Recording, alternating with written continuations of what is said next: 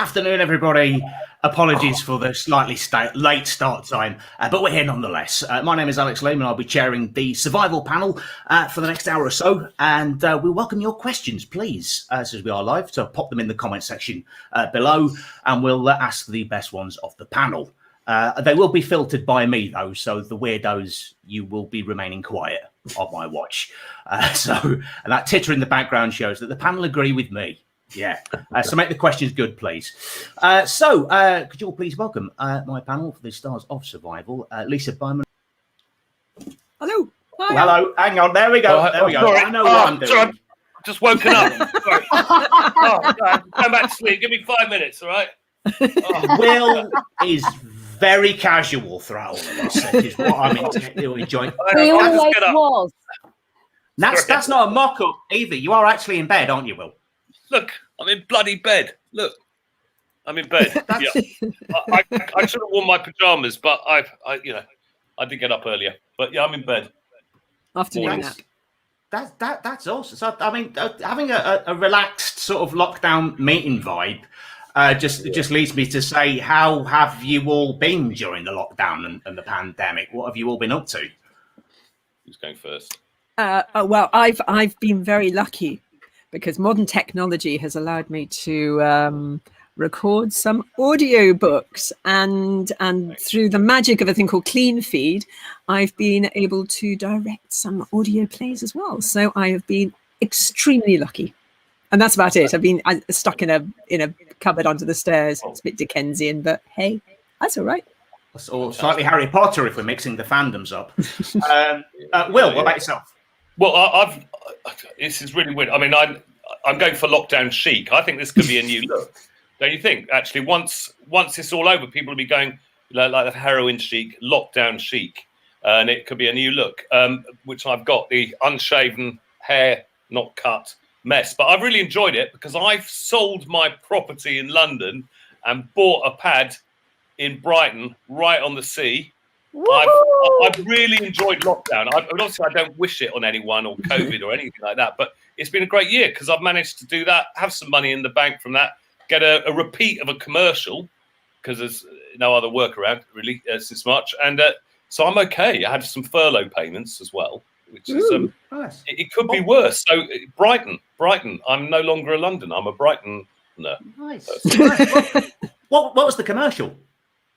Oh, it was Tango. So we did two, actually. One was where my daughter's texting and she's with her boyfriend and I'm the stupid dad with his glasses on. And she means to text her boyfriend, fancy a quickie, because he's called Dan or something. She texts it to dad. And so I get fancy a quickie from my daughter. And then the Tango person tells her, go for it's quiche. Say quiche, so we're frozen, then quiche. Right, brilliant. Then the other one, a late night one, is I find my daughter's massive vibrator, the thing, and I go, Amelia, what's this? And she says, and then the Tango person comes along, freezes it, and she says it's a head massager. So I'm banging this vibrator on my head. And I say, I'm going to take it to work. And I go, darling, you must try this head massager. It's great. Wow, Tango got really X-rated since the 90s with their adverts, haven't they? No, it really has. You know, these two Tango slaps, it's pretty bad. Anyway, yeah, so I ended up doing two, and then it got repeated. So that's really, really helped me out, you know. Amazing. And Sophie, reminding us what the sun looks like. Yes, same question to you. Sunny today. Yeah. So what are you? What have you been to this year? Much like Lisa, thank goodness, I got myself a mic. I set up in our airing cupboard, which is under the stairs and it's much. Oh my God, I couldn't possibly do that in our airing cupboard. It's tiny, but it's got a very good atmosphere because the towels and the sheets deaden the sound, and then I've got these sort of things like not a duvet, but some other stuff around me.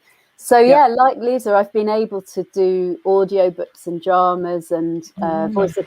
I mean, not as much. And then there's wonderful Doctor Who events like this. And but I mean, what Will was saying, we're so fortunate. We haven't really. My family has been absolutely fine. I think Adam my eldest, and then I had it very early on, but not at all, not really badly, just in bed for a few days.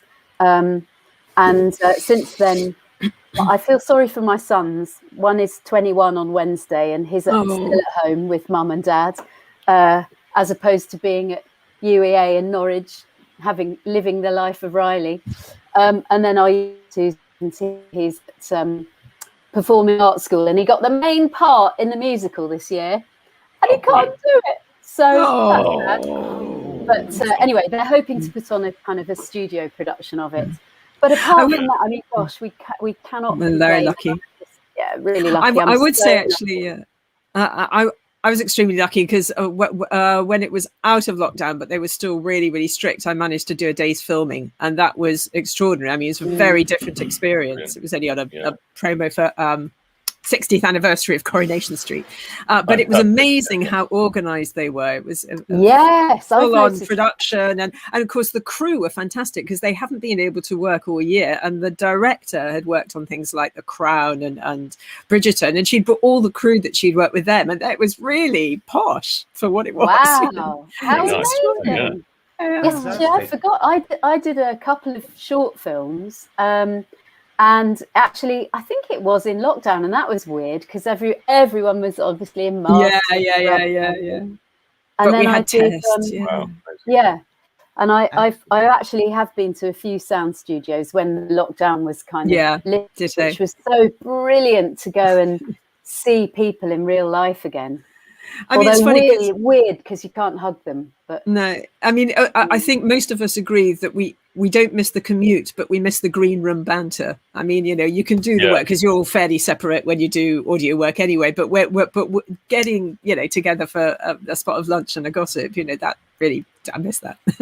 Yes. Yeah. That did link on something I've always been intrigued about by Big Finish. You say it's separate, so are you all recording like the Big Finish stuff like at different times and places? It depends on where you're actually recording. I mean, Sophie's been to more than one studio. If you're at the Moat, which is the one everybody talks about the lunches, because Toby, who runs the Moat, is absolutely. We're all in separate booths, so we're pretty much self-contained. But if you're at the Sound House, you're in one big room, but with the microphones all over the room, fairly separate. So every studio is different, but and then if you're in lockdown, you've got people you can hear them in your cans, but you can't necessarily see them. Although I did do a drama, I did a Jane Austen audio, and that was hilarious because I think it was on, I can't remember which I've used GarageBand and Clean Feed and QuickTime and you name it, while people were sort of sorting out what to use. But I also had the other cast on Zoom on my phone about this big.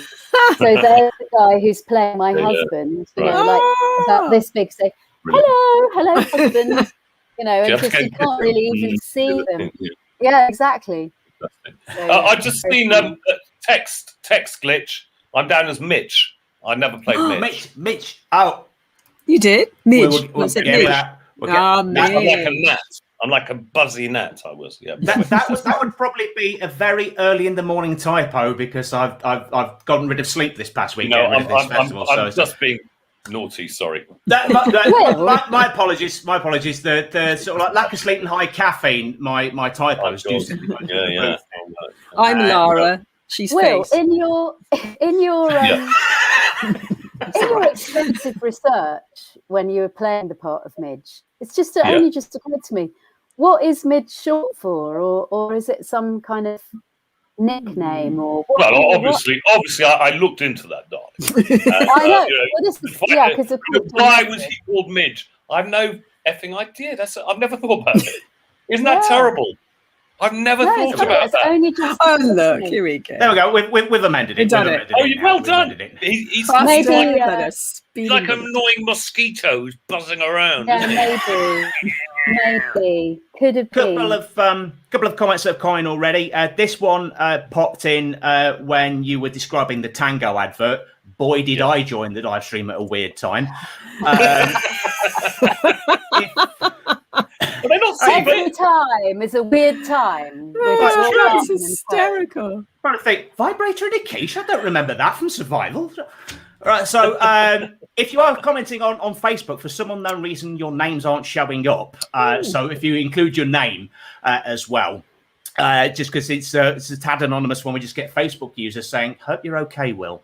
You're doing so well. I'm great. Oh, I'm great. Stan, I'm great. If you've just joined us, it does look like that we've woken him up and he's not feeling very well. It's casual. It's casual, is all. So keep your comments and questions for the panel coming in, and we'll pop the best ones. I once had to audition for a Tango advert, and they did it as a sort of hostage video, and the guy directing it was it Peter Richardson, who used to do Five Go Mad in, and it was the most bizarre casting I have ever had, because and they changed the whole premise when they eventually did it, and they got a bloke in to do it, but they had this poor guy standing in as a student, and that what they meant to have done is got that kind of thing that makes you go, you know, with the old slap with Tango in a biscuit. And they were threatening to release whatever it was in this biscuit on society if they didn't. I don't know, can't even remember what the demand was. And they said, okay, well, you do this, and here's your students. And they had a box of very melty chocolate biscuits. And I had to feed this guy. They went, oh, no, hang on a minute.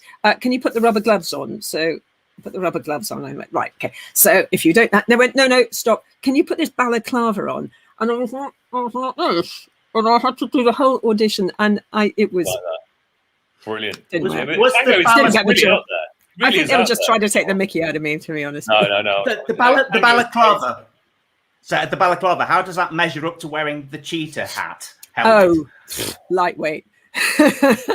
that was a face for the gum. Yeah, on a hot day. Funnily enough, I was catching up with that 1989 Top of the Pops on television last night. They went, and it was a really hot summer, and I thought, yes, too right it is. Wow. We 90 felt degrees. So sorry for you, because she was so incredibly patient, though. I don't think there was not one single cross word from you, or even sort of like, you know, impatient word. I just had to sit and weep quietly in a corner. I just remember the one day, actually, it was when Anthony Ainley got very defensive on my behalf, because they kept putting me off, and I was really quite dehydrated and getting a bit of sunstroke, and they couldn't find the water anywhere, and he completely lost it on my behalf with the crew because they hadn't got it sorted. But it was yes, it was interesting. So was everyone that was dressed up as a cheetah as patient as you? No. Famously, there was one walk off, wasn't there? Who Sylvester's got this. Sammy. It's his favourite story. Yes, this one, because the people who were inside the cheetah costumes, they were all dancers, and they were sitting around for ages in this heat. And one of them, she just couldn't really. It was a combination, I think, of sort of claustrophobia and heat stroke, and she just ripped everything off. I mean, I wasn't there, so I don't know. But Sylvester said she literally did. Were you? Go on then. Tell the story. There. She ripped it off. She went, I'm out of here. And she was gone. And then she was on a train back to London. I thought, fair enough. It'd be great to find her if we knew her name. Sammy. Her name was Sammy. Yeah. Sammy. We don't know the surname. Sammy. Don't know what Sammy's surname was. And yes. I have to say, I actually had it quite easy, because those guys had a much cheaper, heavier head sets, head costumes, and they were made of solid rubber. Mine was kind of lightweight and foam, and those guys, I don't know, I mean, as you've probably seen photographs of them putting those little fans to their necks, because it was the only part of your body that was actually free of fur. And of course nylon is so sympathetic in the heat, as we know. I had that in Space Precinct, because I was in about 50 episodes of that, and I had to play different characters, and a lot of them had these jelly heads on, and they just forgot about you. And I remember lying down, I've been forgotten, because they didn't want to take it off, because it was still 20 minutes to lunch, thinking, I feel like I'm going to pass out. And then at some point, someone going, no, come on, let's get this off, Will. We don't want a death on set, so stuff. It's really hot in those things, isn't it? Yeah, it's tough. It's I'd say probably come a long way since then, sort of prosthetics and stuff that you'd have like that. What about the contacts? Were they? Well, Will and Sophie had to wear contacts. I mean, they were like plates in those days. They weren't the high tech, wonderful things. I remember having to. Well, I think we all went to. Was it David Clulow in Earls? David Clulow. Remember that? Yeah, because David Clulow's original one is near me, where I live, weirdly. But as everybody will probably attest, it was yellow, but mine were prescription, so I could see clearer but through yellow, which was a bit weird. But also, I mean, I know Sylvester suffered horribly because they really were. They were pretty thick. Well, they really hurt. Sylvester hadn't had them fitted for him. It was a last minute thing where he suddenly thought, hang on a minute, I should have contacts. What it would be great if I was succumbing to the cat person. So he just as he is, gung ho. He said, "Yeah, just bung them in like that." But he got sand behind them, and he had a terrible. I think the environment was really bad, even when it was up on Horsenden Hill. As you probably know, I was meant to die with my eyes open, and they'd had a hugely long day because of the stunt with Eddie and Kit, and it had gone on longer and longer. So I'd been ready by 7 a.m. and I'd been in and out of these lenses all day. And when they finally came to do it, because I think it was the last day, it was the day of the strike, where everything had to wrap up very quickly. And it actually took longer to get my makeup off than put on. And they were ripping this stuff off me, put them back in again, put the wig on. And then I just couldn't open my eyes. I mean, it was pathetic, really. Like that.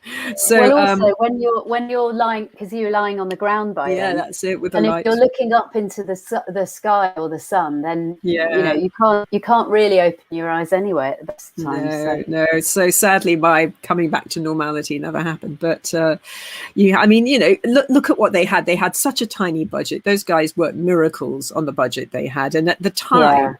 I mean, although it probably looks a bit primitive now, at the time that was actually quite cutting edge, with all the CGI'd volcanoes and all those carcasses they got, real carcasses they got. That was a bit of a mistake, wasn't it? Because they were real and they hadn't been bleached and they'd just come from an abattoir or something, hadn't they? And they were dumped off. And unfortunately, in the heat, you could see things moving all over them in the end. There were maggots everywhere. It's disgusting.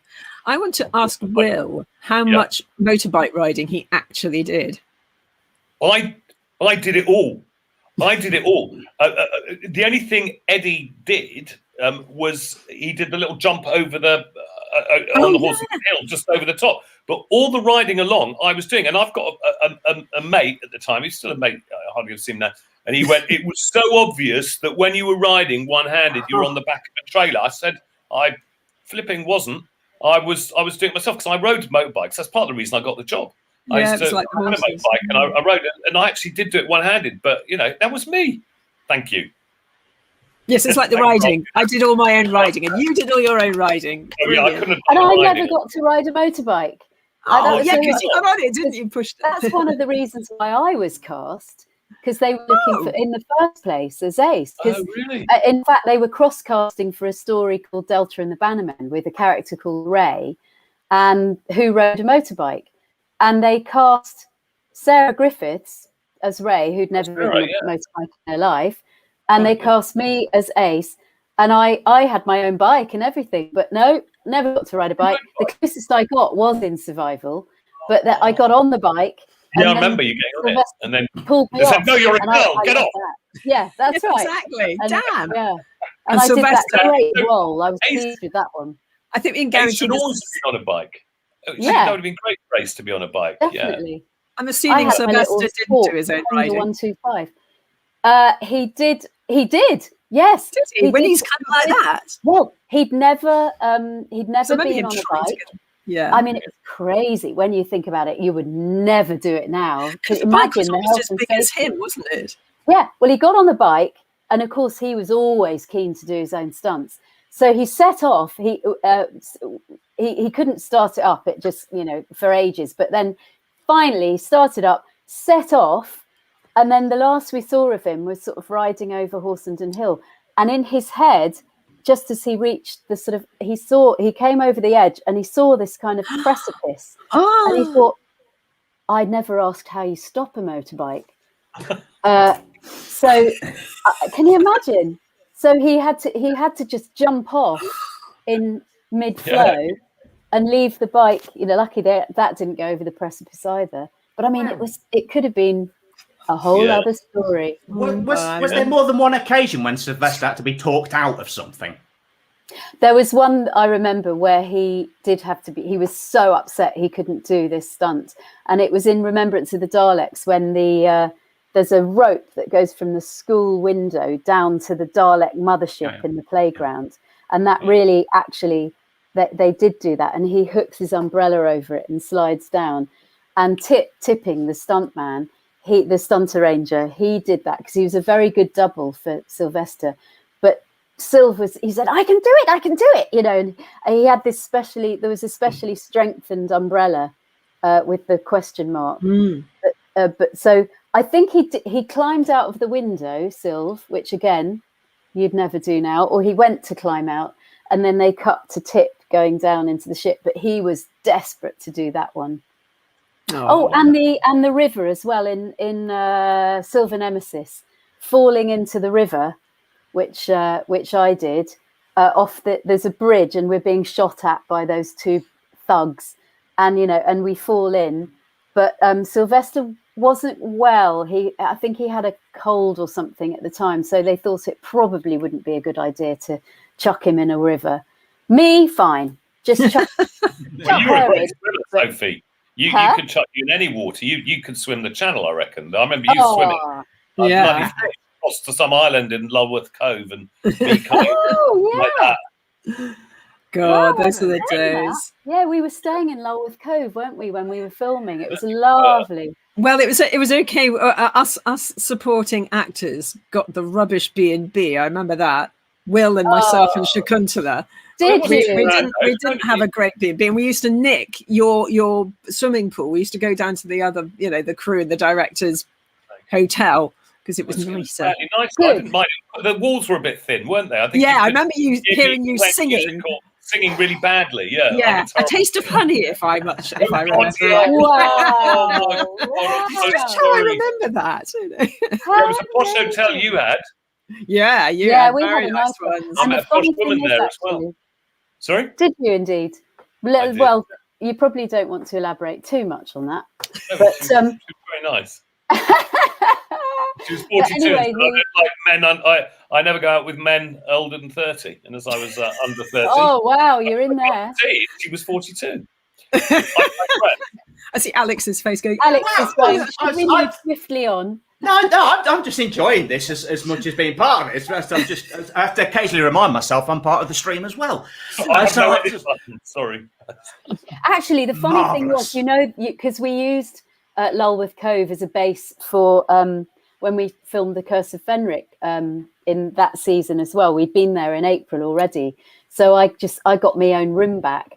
But then when we went last year, 2 years ago, to do a documentary for The Curse of Fenric down there, we were sitting in makeup in this hotel, and all of a sudden Sylvester says, "Oh, this was my room when we were filming The Curse of Fenric," and I think Survival as well. And there we were. And it was a very nice room overlooking the cove. It was a great place to be based, though, because it wasn't not only the swimming pool. If you after a long hot day, we don't go and walk over those pebbles into the sea for a good swim. It was cold, but it was absolutely brilliant. And we had that barbecue on the last night, and I think somebody put dry ice in the the visual effects team were chucking dry ice in, they lit the sea as if it was a sort of moon. I mean, it was really. And then I remember JNT over the barbecue doing his thing. And was it the guy who was was he your stuntman, Damien? Oh, Damon. Yep, Damon. Yeah, he had a keyboard. Yeah, he does the keyboard. Yeah, on the beach. Right. They must have run a lead from one of the hotels, and he was playing stuff on the keyboard. I have to swiftly say he was my stunt double, but in fact he wasn't, because he couldn't get the horse to do anything. So I did all my own riding. He just was the one playing like he was the other. So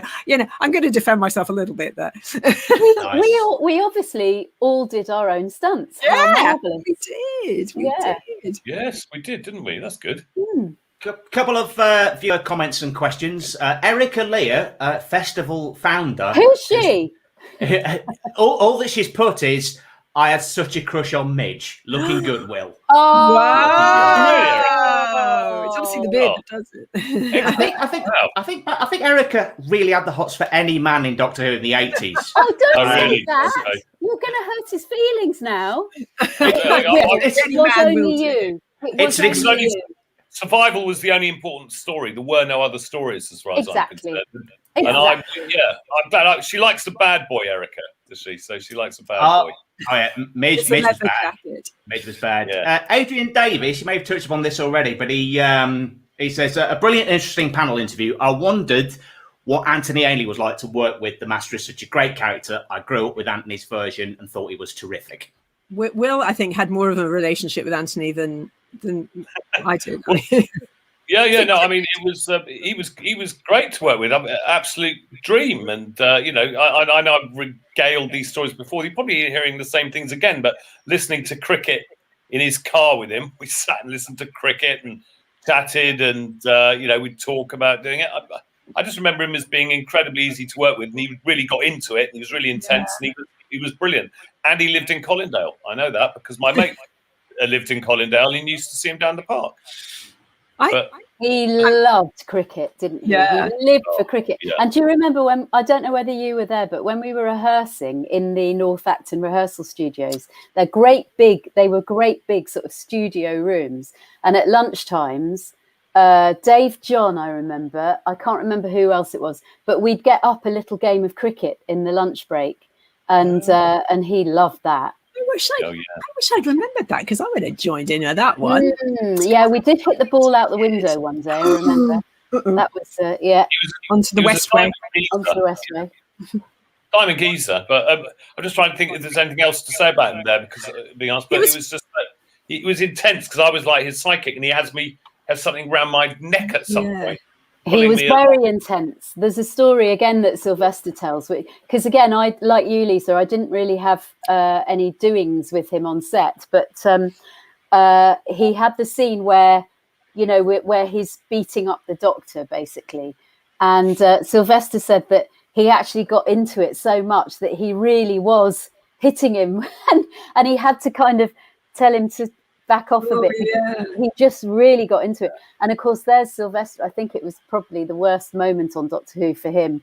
They had, as well as the heat from the sun, they also had these burning the flame around. Things, yeah. So it was incredibly hot, and there's Sylvester in his woolen trousers and his jacket and everything, and he's got the contact lenses in that he's never worn before with sand behind them, and he's got the Master beating the bejeebers out of him with the bone.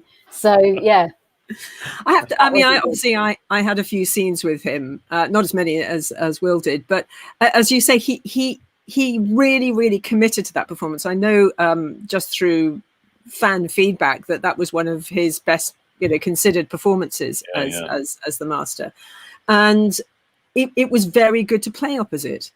That's all you can ask for. If somebody's giving you everything, then you've got something to play with. And so for that, I mean, I got on with him. I didn't have any issues with him at all. But I can't say I got to know him terribly well. Let's put it that way. I think the heat thing maybe helped. Those things where we go, oh, it was really too hot, and it was this, but it actually helped the intensity of being on that planet where people are going mad. And that probably added to it with Sylvester and Anthony.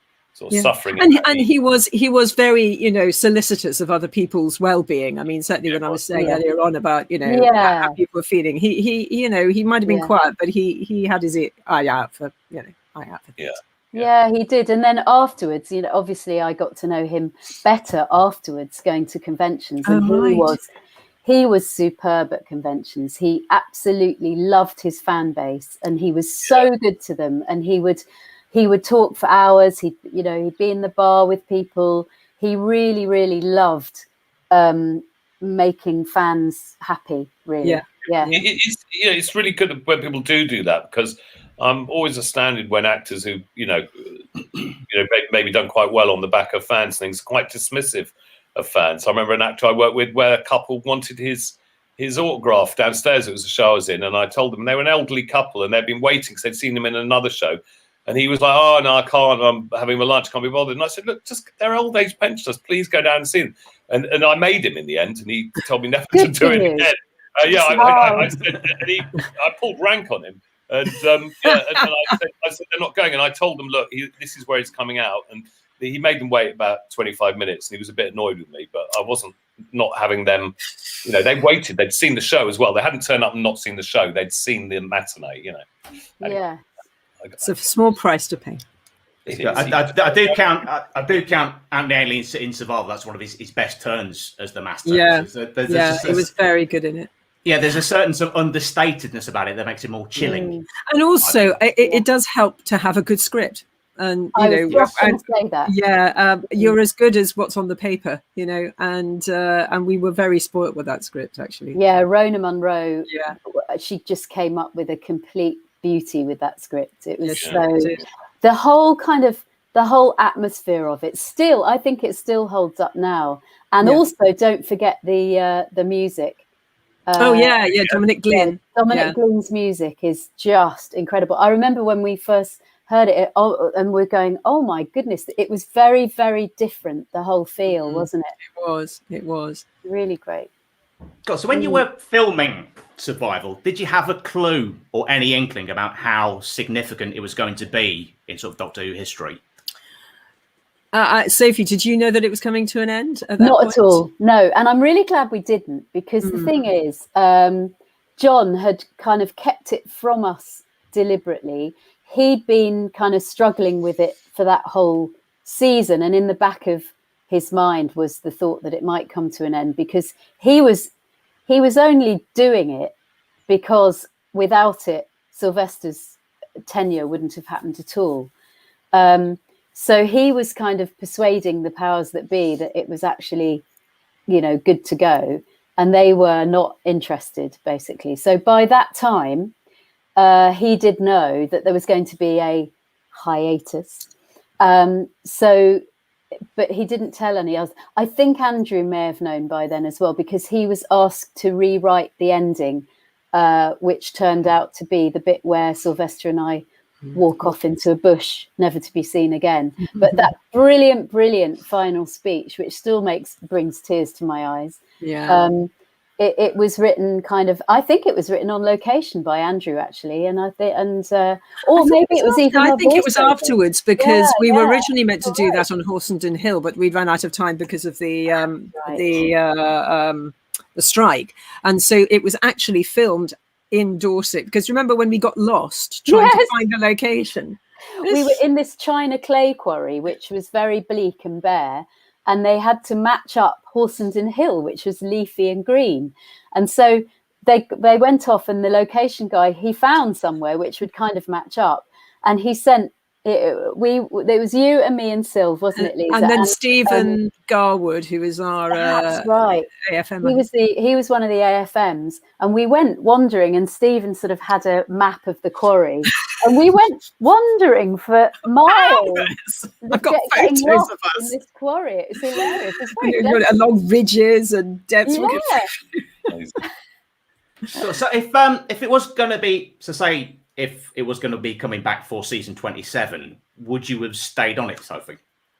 Oh, you betcha. Yeah, I was actually contracted on what's called an optional contract, which means that if you want to do it, then you can do it, and if they want you to do it, they can do it. I was contracted, I think, for half of the next season, which would have been absolutely perfect for me. And I would have kind of, been able to have a couple more stories and then done my bit. And yeah, it was a shock when that didn't happen. I mean, I was so lucky, because at the same time I'd got Doctor Who, I'd also got presenting jobs on children's TV, which is what I'd always wanted to do. So I was there. I was at the BBC, having done no telly at all before Doctor Who. I was literally there from 1987 right through to the end. So that's 2.5 years of Doctor Who, and then I went on to do. I did literally years of pretty much going in there every day, either doing Doctor Who or corners or Melvin and Moyne's musicograms or words and pictures, it was incredible. But even though I still had the work, there was really a big thing missing in my life after that You know, it was April came around and you just thought, oh, what a shame, you know, I'm not going to do Doctor Who. But fortunate to have the work, but I did miss it, really missed it. Cool. So sorry, yeah, go on, Lisa. No, it's not. It's sort of related, but not related. It's interesting that at the time, Survival itself, which was obviously the last one that technically went out, even though it wasn't the last one you shot, was at the time a little bit dismissed, and in the intervening years, it's been so greeted as a sort of little gem, and I like the fact that it's got a bit more of a following now as a story.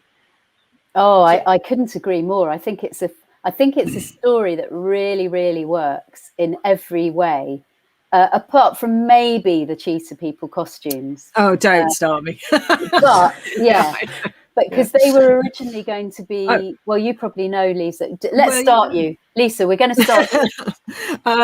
The description in the script was much more visceral. It was obviously humanoid, human cheetah. It wasn't somebody trying to cover up being human and being almost like a wild animal. It would have been much more subtle, and you would have had much more movement. It would have been slightly creepier, actually, rather than trying to do the teddy bear thing. And I mean, the discussions at the makeup went on for hours. I mean, the initial makeup test was hours and hours long, and then there was the discussion about the hands, whether they should be latex with the retractable claws, but then I couldn't ride, so of course we came up with gardening gloves. Of course we do. And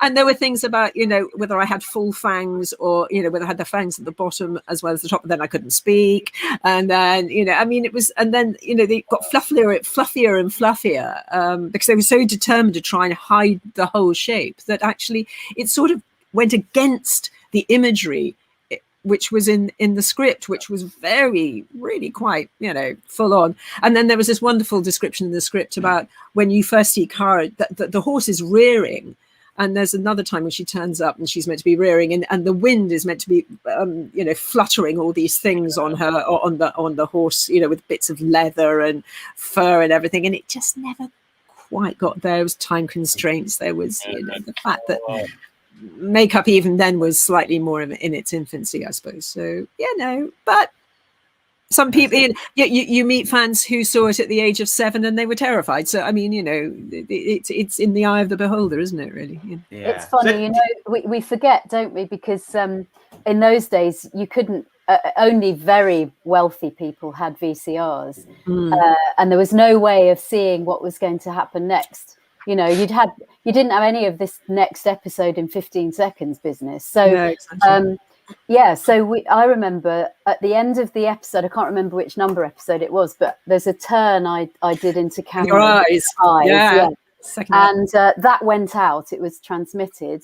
And about 5 minutes later, there was a knock on my front door, and I went to open it, and it was the little boy, Ravi, down the road.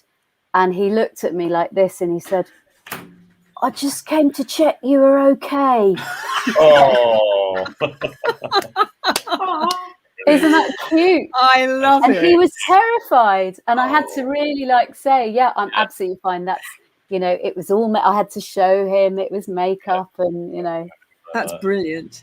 But that just shows you, doesn't it? I mean, you know, you look back at things now, you can get everything on YouTube, and you remember things as your own childhood, and you look back, I was terrified about that. You look back and it was a bit kind of, but there are other things there are other things that are still genuinely scary. I think they were less scared about scaring children back in the day, whereas now everybody's a bit cautious about it. So I think we should scare them. Let's scare them. Yeah, I know.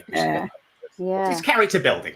Of course it is. What were you scared of, Lisa? There was a cracking series, and I do go on about it, called Escape Tonight, which was based off the novel, and I can't remember, I think it's called Angela Dreams or something like that. And she's ill in bed, and she draws a house, and then the house comes into her dreams, and this boy that she puts at the window turns into reality, and then it turns out they're trapped by these stones with eyes outside, and the only thing that exists is a black and white version of a tiny bit of it on YouTube, and and it's got the scariest opening titles ever. Just look it up; it's brilliant. I About the had singing ringing exactly the tree. same. Yeah, the singing ringing thinking- tree. That was scary. Was that was scary? bizarre. The Eastern European dubbed weirdness. So, which one were you scared of, Sophie? I was same as you. What's it called again? Escape into Night. Escape into Night. Because I had, I read the book. I read Angela Dreams. That's the one. Yeah. Yeah, but then yes, and I haven't been able to. I mean, the terrifying. Yeah, the child acting is not great, but the whole concept was. I mean, of course, there were things like I was a bit old for it by then, but Children of the Stones and what was the other one that was quite scary? Oh, The Changes. It wasn't scary. That was more kind of dystopian. Changes. Oh, I Changes was great. Yeah, yeah. And then Survivors later on. Of course, oh yeah, of course. Do. So, Will, you said the singing ringing tree. Anything else there? What do you remember from that? No, I just remember I was really young, and then my brothers, who are both older, had seen it, and then then one of my brothers, we went to the Scala to see a whole load of them one time. Really? Yeah, they had them on at the Scala. On a big screen. And it was really bizarre and scary. Just these that kind of bear thing and that little kind of chap with the kind of like that. It was like something out of Doctor Who. Mr. Sin. It was all very. Or it was that automaton that comes to life. I actually watched an episode of Watch with Mother about 10 years ago that a mate had, and that was mental. It was so disturbing. Well, it's like the public information films. Oh, yeah, that was it. Maybe it was Bit and I don't know. Looby-loo. Yeah, that's pretty scary. But all those public information films were terrifying. Yeah. We were all meant to be terrified by public information films. Yeah. And they really were. I did an interview. There's a very good website called Haunted Generation, which is about that era of television from the late 60s, mid 70s, that was so weird and so disturbing, but we actually loved it. And I did a lovely interview. It's terrible, I've forgotten his name. It's Alex, maybe another Alex. Oh no, it wasn't. I'll remember his name in a minute. That's appalling of me because we're friends on Facebook, and it's a brilliant website. And there's also another. I think there's a Twitter page called not Damaged at. Oh, it's something about damaged childhoods, but it's all about that same era. And if you ever keyed into that, I would recommend them. They're fantastic. I'm gonna have to look that up now. Bear with me. But don't look last thing at night, obviously. No. But it brings back many memories. But of course, Doctor Who did the same. Sorry. Yeah, that's got no. I just wanted to touch upon this because I know Sophie's got a dash off a tad earlier. So linking into survival is this. Oh, well yes, done, Sophie. which I've read this last week and it is brilliant. Oh my God, thoroughly great. recommend it. Thoroughly Excellent. recommend it. Look at that beautiful cover. Yeah, Yes. isn't it great? I'm so pleased with that cover. You've written a Doctor Who story, Sophie. Yes. Well, it was a collaboration with Mike Tucker and Steve Cole, BBC yeah. Books. And did Mike Tucker do Survival? Yes, he did. Yes, he did. Yeah, he was visual effects on, and he's a really fantastic writer. And I got asked to do this book, and so we did this collaboration because Mike knew the character of Ace so well. And Steve, obviously, he'd worked for BBC Books for years, and Penguin Random House they just said, okay, come up with an idea and all that. And I just filmed the trailer for the Blu-ray 26th season. And so I had a very clear idea of who I thought Ace should be now, because it was a lovely trailer. If you haven't seen it, Yes. I'm Yes, so it's pleased. beautifully shot. Yeah, It's really gorgeous. beautifully shot. Yeah, In an office overlooking the Tower of London, fantastic. and it's me as I am now, but in a suit, and it's Ace grown up, and she's become this head of this organisation, which is a charity. And anyway, she's reminiscing in it, and it gave me this whole idea for how Ace should be now, and it went from there really. And yeah, it was. I hate writing. It wasn't fun to do, but it was fun to record the audiobook with all the voices, because it involves a lot of Perivale. And in fact, there's Squeak from our story. Yeah. She's in there. she's Adele's great. in there. She's good. We call She's her great. Chantel in the book. Ah, Yeah. I've got to ask us. One thing struck me, having had a quick look up who played Squeak and what she did since. How much of Chantel's career in the book mirrors the actress that played her? Because it does seem to be quite similar in certain places. Maybe, might be. You couldn't possibly comment, could you? Couldn't possibly comment. And I love Adele. And if She's ever great. we made it, Adele would definitely play Chantel. We had a good time. Yeah, so weirdly, how I pictured how Chantel looked when I saw how she looks now, I was like, oh She my looks God, great. that is her. That is exactly her. Is. Yeah. Yeah. And there's a Will in it who's Ace's ex love interest. Ooh. He's an astronaut, actually. Wow. Mm. And the glimpse of Sylvester's Doctor is beautifully written as well. You really hear his voice when you're reading it, and also 13, also Jodie's Doctor is Well, really that for me, in a way, was the pivotal moment where, because I knew that everybody would want to know what happened when Ace meets Jodie's Doctor. So, and I wanted to get as much of sort of old Ace in there as possible as well. So the references. So yeah, we had quite a few goes at writing that bit, but I'm really pleased with it, the way it turned out. On Amazon and places like that, your book. Yeah, it was a bestseller. In fact, it's just come out in paperback Hey, last week. Came Brilliant. out last week. I will order it. Oh, bless you. fantastic. If I had some, I'd send one to you, but I don't have any.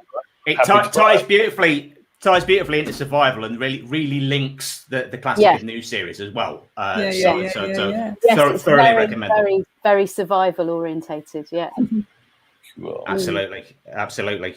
So we the last story, survival, and that last season overall. How much do you think that influenced new Doctor Who? Because certainly it influenced Russell T Davies. Yes. That's very evident. So Yeah, elements of threads, do you think? He certainly picked up the urban bit, didn't he? Initially, where the Squeak location was almost exactly the same as Rose when she was first introduced, I think, wasn't she? Yes. Yeah, definitely. Yes, it wasn't a tower block area, but it was a similar kind of estate in London. And I also think that the kind of whole focus on the companion, Sylvester was very keen to be a more mysterious Doctor, and that came through. Oh, my alarm's going. There we go. That's my call to leave, but I'll just finish this bit. He was very keen to have like the focus being on Ace, and then he would be this kind of mysterious figure in the background. It's actually so that he could get out of saying all the lines, learning all the difficult gobbledygook. But but I think it really worked, because if you look at the beginning of his tenure to survival, I mean, it's a real amazing change. And and his Doctor in survival, people talk about, this happy-go-lucky Doctor. He's very dark in that. I wish I'd seen just one more season with him, as he was so funny. And weirdly, that first scene in the Paul McGann movie, there was something in there that you thought, I wish I'd seen more of that. Yes. Yeah, Definitely. absolutely. Yeah. Guys, I have to love you and leave you. And I do love you. It's so lovely to see you. And everybody out there who I can't actually see, thank you for coming. And Alex, thank you so much for your excellent moderating, I think they call it. Quite all right. Thanks for joining us, Sophie, and take care and all the best. It's such a pleasure. Great to see you. And I hope to see you soon, guys. Yeah, absolutely. Bye for now. Take care. Bye. Bye for now, Sophie. Stay socially distanced and all that. Bye. Cool. There we go. I'll just rearrange the screen so we're not. There we go. What happened? So to wrap up, we'll move on to audio based. So Lisa, of course, you a massive contribution as Bernice, the Seventh Doctor's companion. I have a slight confession to make. I am a complete big Finnish virgin. 23 years we've been going. You're a big fish. This is a disgrace. Yes, I'm thoroughly ashamed of myself. Thoroughly ashamed of myself. Should be. Of the so for a Big Finish virgin like myself, what stories during your tenure would you recommend? I mean, it's almost impossible to say. Obviously, with the Doctor Who thing, I would always say to new Big Finish listeners, go for your favourite Doctor and look at the internet reviews, maybe, dip your toe in. And also, there are a lot of stories that are available on Spotify that you can dip in and out of without actually having to go fully into it. So do that. You see, look, your jaw is dropping there. Why am I only hearing of this now? Why have I not searched for it? I don't know. And also, I mean, obviously Audible, there are some available. You can get little clips, but no, there's quite a few. Spotify, stick your nose in there. Of course, there are lots and lots of spin-offs. I mean, obviously Bernie Summerfield included, even though it was the first spin-off before they got the actual license. I'm very fond of a series that I directed 13 series with lots of other bits and bobs on the side of Jago and Lightfoot, which are the two characters who were in Talons of Weng Chiang, with the absolutely incomparable Christopher Benjamin and the late Trevor Baxter. What goes to sign up for Spotify? Good man, Dean. Well done. Thank you, Dean. I'm glad I'm not the only one hearing about this for the first time. But don't forget, once you're hooked, go to Big Finish website. That's that, because then the money goes straight back to the company and we can make more. She says, whether I sort of, teacher's hat on. But I mean, there are masses. There's absolutely masses out there. We've got spin-offs that we got, and now they've got the new series, got Alex Kingston with the River Song series. You've got David Tennant doing stuff. We've got a massive thing with all the Masters that they've ever been playing, the Masters, that's just come out. So it's like a lucky dip, really. Take your favorite era, go onto the website, stick a name in and see what comes up. And they're all, I mean, I am biased because obviously I've been involved with quite a few, but I do think the quality is quite extraordinary. There was a terrible article in The Guardian 2 days ago that was saying, the lockdown has been the resurgence of audio. Audio has been in resurgence for a good 10 years. It's now more popular than ever.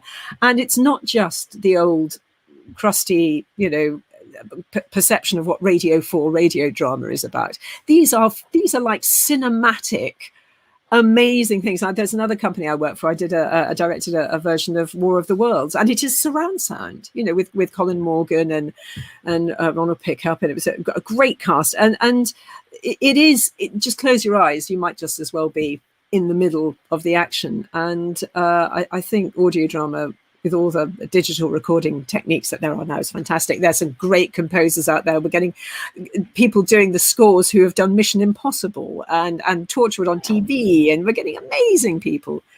So yeah, take your choice. Not necessarily Doctor Who. They've got lots of other things as well. So yeah. That's me doing my sales pitch.